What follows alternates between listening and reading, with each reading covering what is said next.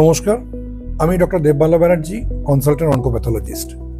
একটা ধারণা আমাদের অনেকেরই আছে যে ক্যান্সার শুধুমাত্র বয়স্ক লোকেদেরই হয়ে থাকে, অর্থাৎ বয়স বাড়ার সঙ্গে সঙ্গে ক্যান্সার হওয়ার চান্স বাড়ে। হ্যাঁ, এটা সত্যি কথা, কিন্তু তার মানে এই নয় যে বাচ্চাদের ক্যান্সার হয় না।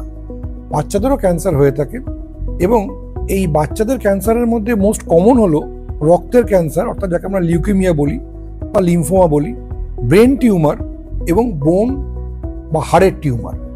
তো বাচ্চাদেরও যদি দেখা যায় যে জ্বর দীর্ঘদিন ধরে রয়েছে, খুব হাই ফিভার, এবং কোনোভাবেই সেটা কমছে না, বা খুব দ্রুত ওজন কমে যাচ্ছে, বা খুব তাড়াতাড়ি বাচ্চা খুব কাহিল হয়ে পড়ছে, ক্লান্ত হয়ে পড়ছে, তাহলে কিন্তু এইগুলোর কথা ভাবতে হতে পারে এবং পেডিয়াট্রিশিয়ানের কাছে দ্রুত যোগাযোগ করতে হতে পারে।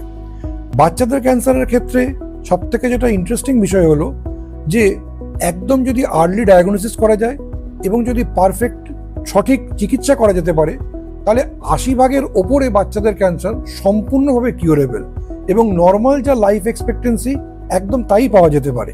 বাচ্চাদের ক্যান্সারের ক্ষেত্রে আরেকটা বিষয় হলো যে এর চিকিৎসা বা কেমোথেরাপি অনেক দিন ধরে দেওয়ার হয়ে থাকে অনেক ক্ষেত্রেই। তাই সেক্ষেত্রে মেন্টাল সাপোর্ট একটা খুব বড় জিনিস।